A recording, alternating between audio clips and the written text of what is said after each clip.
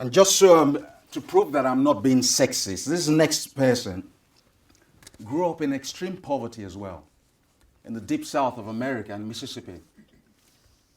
They were so poor that she wore potato sacks.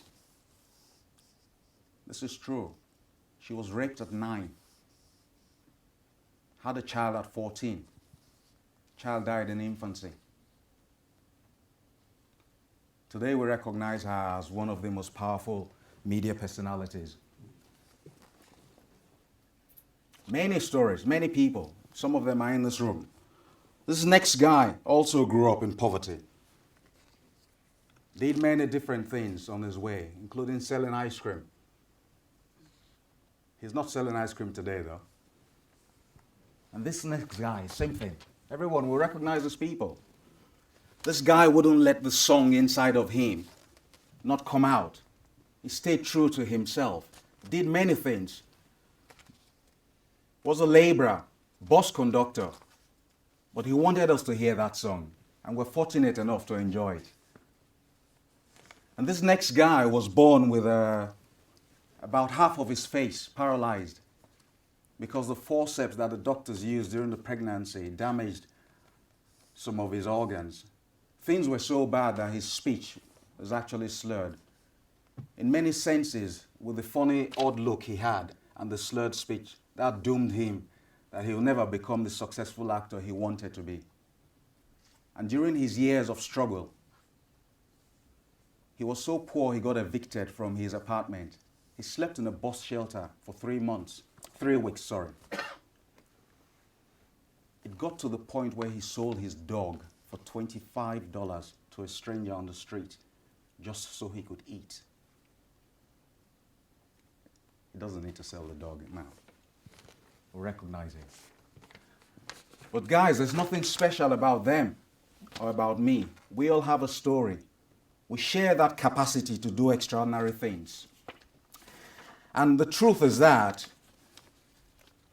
we often demonstrate that capacity in our private lives. I think Tanya also touched on it about our ability to bring that capacity into the workplace.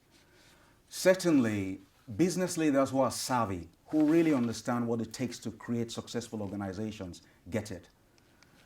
Chris Nassetta is the guy who was brought in by Blackstone, the private equity group, to shake Hilton hotels up when they bought it in 2007. He was interviewed by Boston Consulting Group to talk about the transformation afterwards. And he talked about, in the first few months, going around the world to the coalface to find out for himself. And he said it was clear to him that the number one thing they had to do, fundamental, foundational to anything else, was to align the culture and the organization. Not the strategy, not the processes, not the fancy, stuff. The people, the culture and the organization. We probably all know Jack Welch, a guy who took GE from 14 billion market value to 410 billion in the 20 years he led it. He was awarded Manager of the Century by Fortune magazine. He should know one or two things about building successful organizations. And Jack Welch says to us that hiring someone with passion is a game-changing quality. Not someone with great technical skills, not having, fantastic technology. All those things have a role to play. But it's really about what the secret bait is.